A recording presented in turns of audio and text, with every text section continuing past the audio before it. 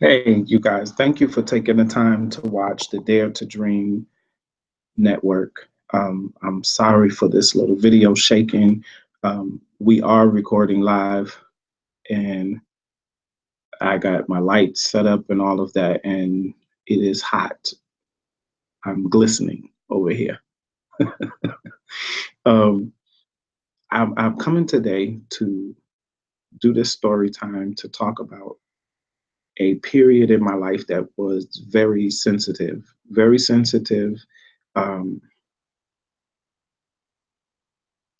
I just don't know all the words to put together, but I mean, when you feel pain and you feel um, you've gone through something in your life that was like a make or breaker, that's exactly what this is. And I don't know who's watching this video, who may see this video. If you are a teen or a child or even an adult and you have survived foster care, um, I applaud you. Um, I can closely relate to you. I come from the same background and history as a lot of you. And I just want to make that abundantly clear from the beginning. So, getting into my story time, I went through foster care at the age of 5. And I believe from the age of 5 to around 15, almost 16 years old. And can I say, can I say it was easy, or I'm taking my time, by the way, because I want to make sure that I really give you something to walk away from if you're watching this video. Can I say that my foster care experience was the most pleasant or anything? I think most people who share the common story of being a foster child or going through that type of traumatic childhood experience will all have some form of negativity, even if it's something most people consider to be something minor, such as um, I was bullied by the other kids that stayed in the home with me, or there was a difference between the way I was treated versus the biological children. And, the list goes on and on. So all of us have survived, have had battles to face, personal battles, um, family battles, relationship battles, blending family battles. I mean, the list goes on and on and on and on.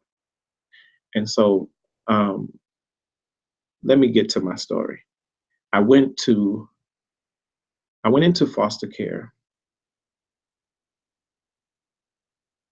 while I was in the second grade. I was repeating the second grade because um, in my early childhood, I stayed sick so much. I mean, I missed a lot of school. I mean, I was going through some things.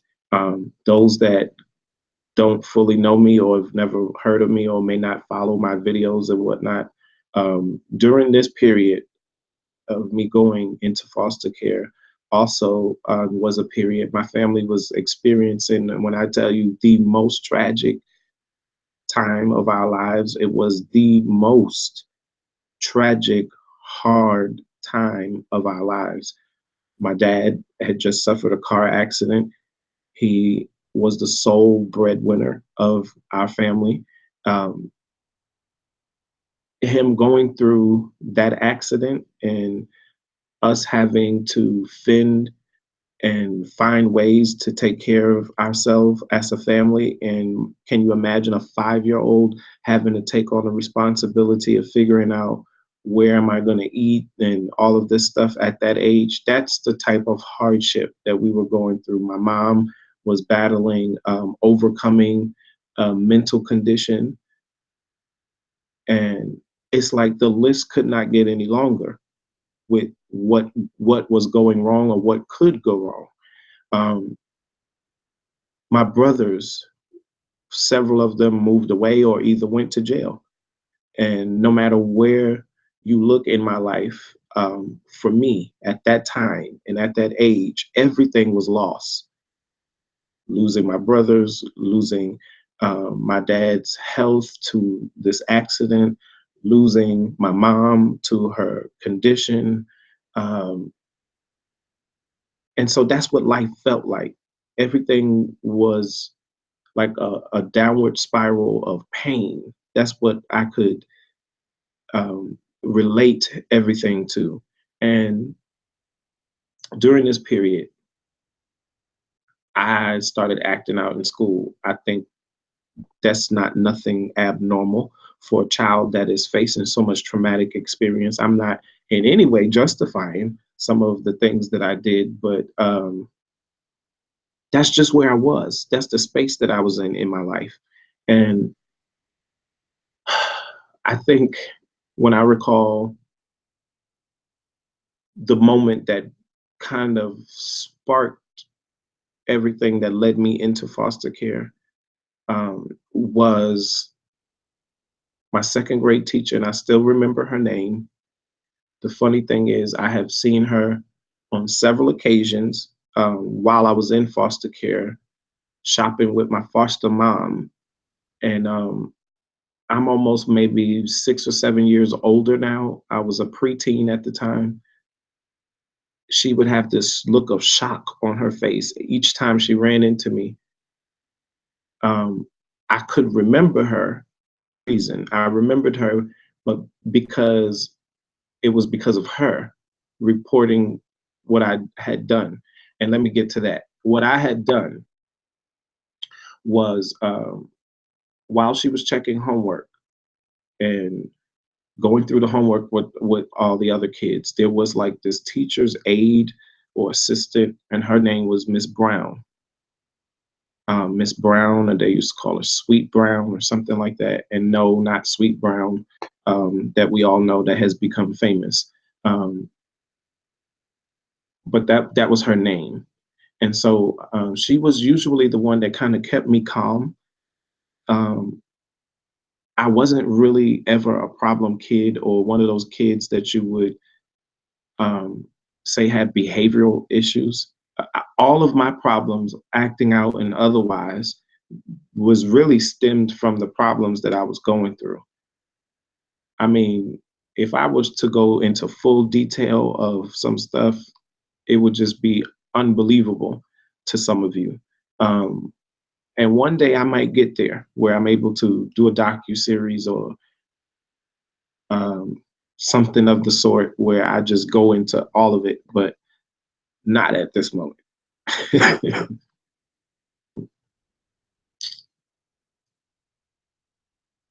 The homework thing. My teacher was checking the homework, and I don't know. I know anyone watching this can relate to me and what I'm getting ready to say. My teacher said, let's check the homework, blah, blah, blah. And everybody's pulling out their stuff and putting it on the desk. And she says, McCain, you never do your homework. You never this, you never that. Your mother needs to get a better grip on you. Um, it's obvious she don't love you because she just lets you do whatever you want to do. And I mean, there was so many negative comments hitting me at once. I snapped. Literally, it was that same mindset that comes on you as a kid where you say, okay, you're not finna sit here and talk. Yes, I said finna. You're not going to sit here and talk about my parent, disrespect my mother, don't talk about my mother. I snapped. Everything that was sitting in front of me, desk, chair, book, pencils, went flying at her. I picked up my chair, threw it at her. I picked up the desk, threw it at her. I picked up everything sitting on the desk, I threw it at her. And then when I couldn't find anything else, there was this little boy, I don't even remember his name, and it was probably my neighbor. Um, if I recall correctly, it was probably my neighbor, Jesse. I snatched two or three pencils or something from him, and I charged at her and stabbed her until the pencil went through her skin or scalp or whatever it did. And so therefore I was dragged to principal's office. As I'm being dragged to the principal's office, like, kid that I was at that time came back out and was like, "Oh my God, I got out of control." And it was like I had already realized what I'd done, but it was way too late. And so they dragged me into this principal's office. Um, at one point, I actually did remember the principal's name, but it's not important right now. Um, I get dragged into the principal's office, and the principal was like, she was tired of me coming in her office every other day for something. Sometimes it was my attendance, sometimes because it was I was late to school. I mean, literally, it was always something. So she basically made up her mind that it was time to call what was called back then BCW. That was Child Protective Services. That's what it was called in New York back in those days. And it was later changed to ACS. So she decided it was time to call for their intervention. And so, me hearing this, I always remembered hearing my parents mention BCW and whatnot, because my brothers, I'm not the only one who has gone through foster care. My brothers have also, and several other family members. So, in my personal opinion, when I was a kid, I felt like this is a generational curse. This has just has to stop at some point. And so the long story over, um,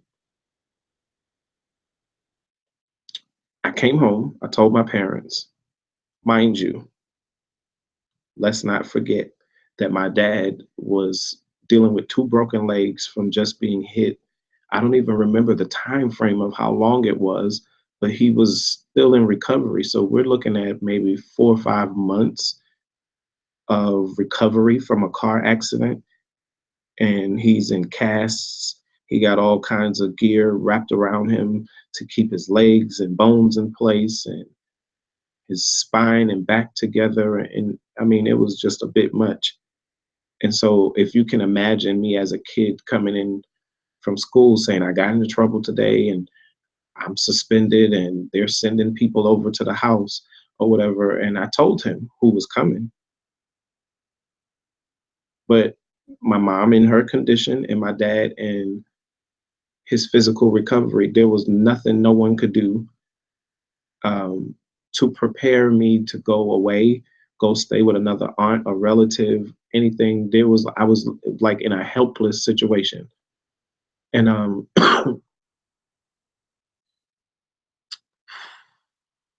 the day that they came was all so dramatic and like a scene in a movie. I promise you, if the Lord ever bless me with any type of finances, I have to do several movies, not just one, but several movies based on my childhood. And one of them definitely will be this foster care experience.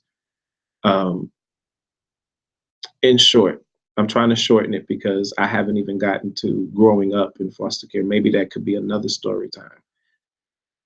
Um, the day they came, it was like a team of people that came and knocked on my door, including the police.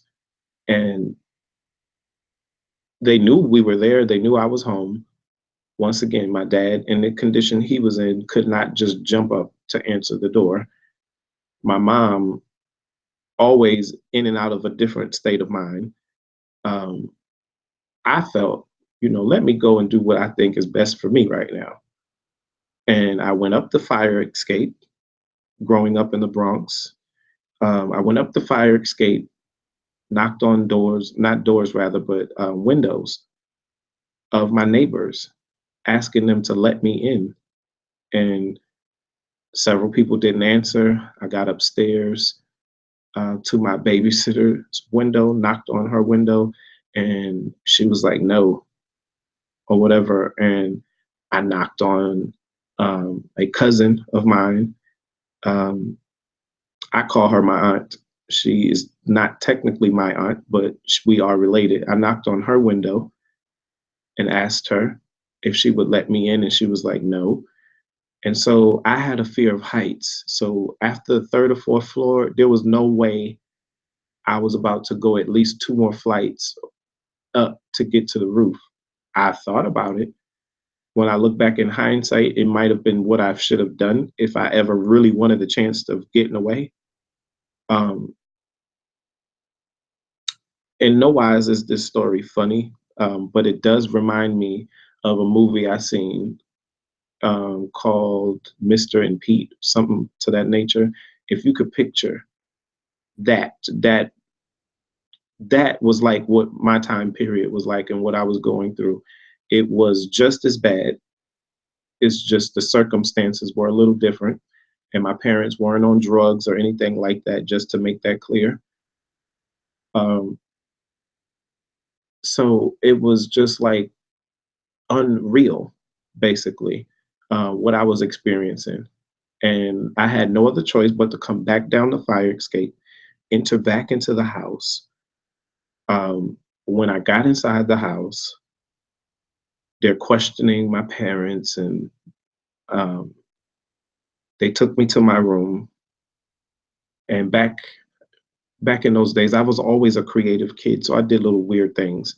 We had just got a new refrigerator, so instead of disposing the box that the refrigerator came in, I turned it into a play kit where I had cut out windows and stuff and made it like it was a house or a little office or whatever it was I was doing. And I made a little station where I play and look out these little windows or whatever. And so as a kid, my imagination was always strong. And because I felt, although I have siblings, I felt like I was an only child because all of my siblings were grown by the time I came along, or going, starting their lives and their families. Um, so I had no peers. I had no uh, cousins even that was directly my age or whatever. So I was a loner, and that led to a lot of the creativity um, that I later developed or was being developed because of situations like that. And after they questioned my parents or whatever, they basically came to an immediate um, determination that they were going to take me. And so I remember how dramatic it was coming out of the building, everybody standing there. As a matter of fact, all the windows that I knocked on of my neighbors, they was all standing outside later, paraded into this police car from my parents. That was like so embarrassing. That memory was so etched in my mind that for years I could not get it out. To this day, I still remember it as if it were yesterday.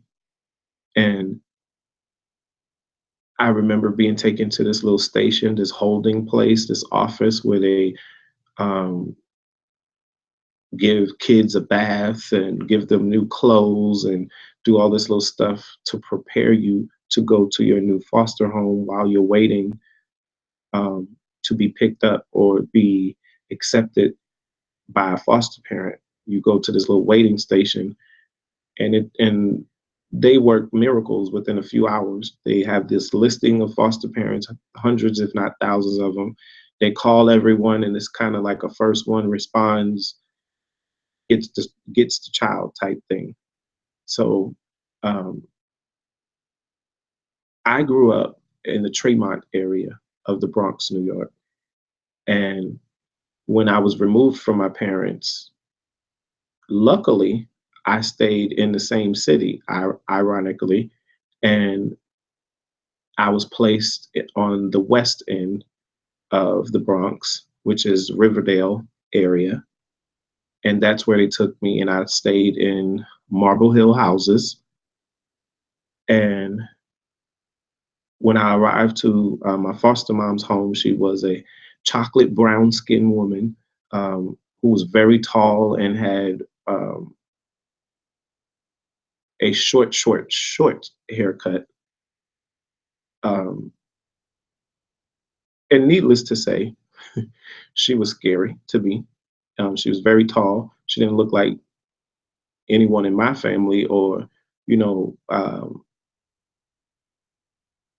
someone that you could relate to, someone you would look at and say, oh, okay, she looks like my aunt or my grandmother, or she looks like one of my neighbors or whatever. She just looked otherworldly to me at that moment.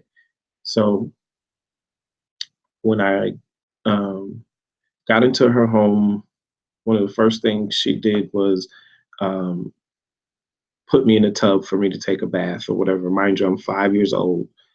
Um, she called a neighbor, this lady that stayed downstairs who was a Jehovah Witness. Not that that's important, but these are the details that I remember. And she came up, and it was like they were examining me almost, um, asking me where did I get the cut on my arm or cut on my leg and this and that. And I told her I'm a street kid. I was a rough kid who likes to play in the street. And back in those days, we did all types of crazy stuff, climb fences and go through areas that we had no business being in. And when I look back on some of the things that we did, it's like a wonder how I'm still alive. Um, so that was my experience. And I remember sitting there getting this innate sense that there's a strong possibility that I may never see my mother again, or I may never see my father again. And if I was to see them again, it was definitely going to be a while. So I may as well get used to the circumstances that I'm now in. And as that reality kind of settled in, I remember looking up, um, asking my foster mom, was it okay if I called her mom? This is day one of me entering her home. And she said, no, I don't think it would be good for you to call me mom because you have a mother. And one day you will go back to your mother.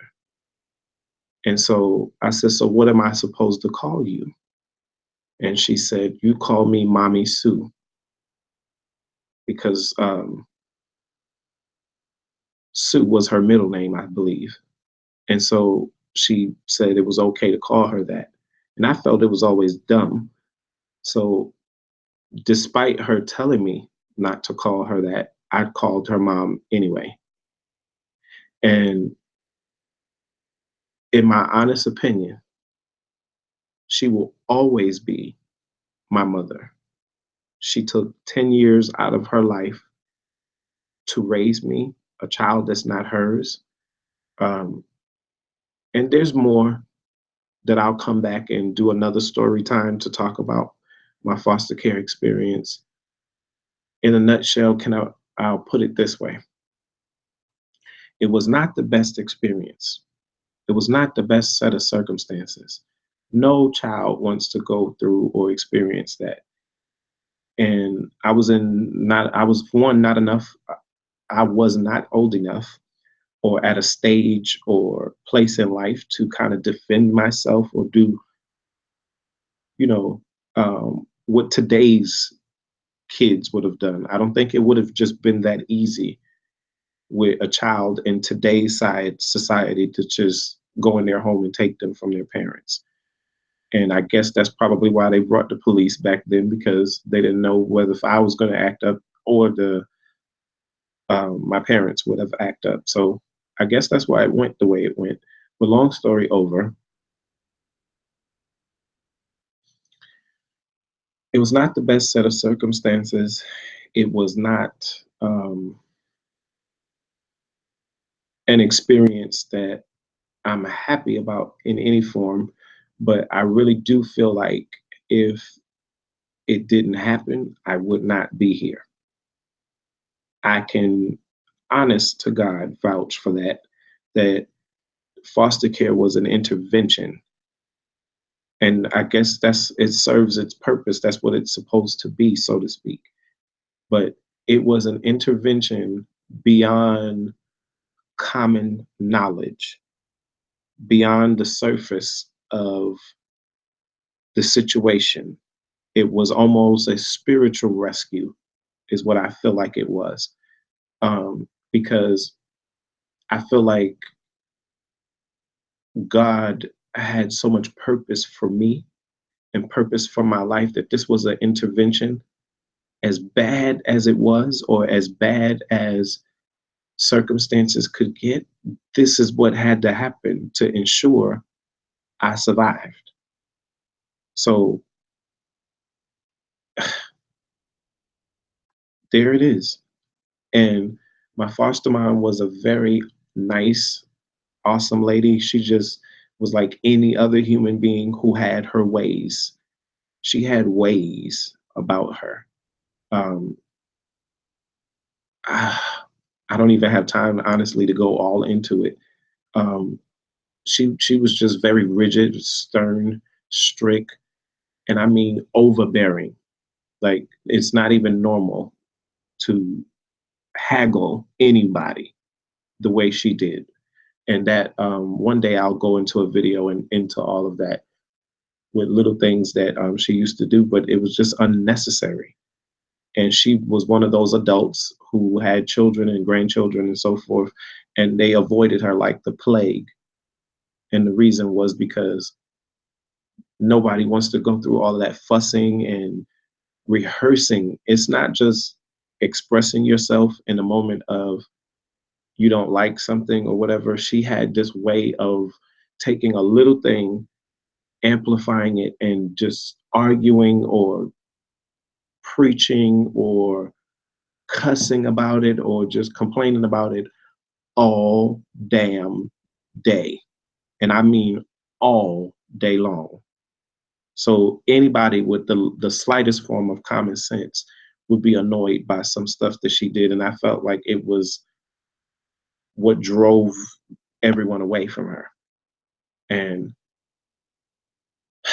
one day I'm gonna tell you in another story time about my exit from foster care. But in this moment, I want you to understand that I do have a lot of bad memories relating to it. I do have a lot of positive things that I could say as far as my outcome.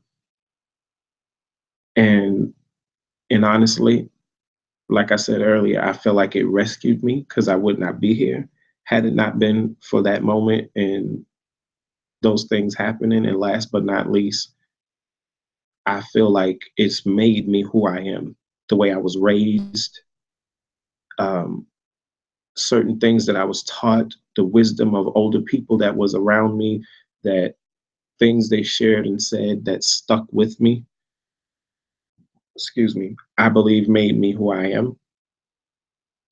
I would not be the writer that I am if it wasn't for what I went through, because it was during the storm of foster care that I started writing stories, started writing poetry, sermons. I mean, from a very young age, as early as 7, I had started writing sermons and all types of things that later became explosive in my life and a part of the major development of who I am. So had it not been for those things, had it not been for being snatched, had it not been from going through what I went through, I wouldn't be here today. I wouldn't be the person I am. I wouldn't um, possibly be the kind hearted person I am, because I know what it is to go through so many different types of hardships that that's why I have a heart for people. That's why I care for people. And that's why I go out of my way to help people and in any way that I can help them, especially if they desire or want the help. That is why I am as I am. So, having said that, if you are someone going through foster care, survived foster care or other, or has relatives in foster care, one, I just want to say do not give up on them. And two, if you are an adult with relatives or children, or it could be your nieces, nephews, cousins, I don't care who it is, don't give up on them and don't abandon them. Even if you cannot take on the responsibility of raising them, be in their lives. I can't explain to you how important that is, for anyone going through that process. Be in their lives. And for my family, I can honestly say certain individuals made a deep impression. It may not have been the regularity of what should have happened, such as visiting me every other week or every 2 weeks. Um, I didn't have that level of consistency from certain relatives, but there were people such as my father who never made an excuse for why he could not be there. And my brothers, of course, living their lives, some of them not even living in the same state, through all types of other hardships and issues or whatever, they were there as much as they could be. And some of the best efforts that I feel like they made was coming to visit me, unscheduled, so to speak, and communicating with my foster mom and getting permission to see me when um, they wasn't supposed to, so to speak. Although she could have gotten in trouble for that, I feel like it saved or redeemed a space of my relationship with my family, because if it wasn't for that, I probably would have no memories of them, um, no form of bonding or anything like that for my later years in life. And I think that that's important. So in this moment, I didn't honestly get up here to say all of this or talk for especially this length of time. It's apparent that this is a deep space that you can't just um, bring a topic up like this and just talk about little things in a quick breath. So I can say on at least 5 or 6 things I need to come back and go into detail or talk about those things. So please look for it. Subscribe to my channel, stay a part of the Dare to Dream network, because we're going places. And I pray that somebody that's watching this video, their life was impacted in a positive way. And I'm going to leave this one short. By the way, I do have a book, a memoir that I wrote about my life. It's called My Quarter Life Experience, where I talk about what I went through in foster care and um, give other information in that book as well. So if you want to check that out, it's available in print, Kindle, and audiobook. All right, you guys, I got to go. Peace.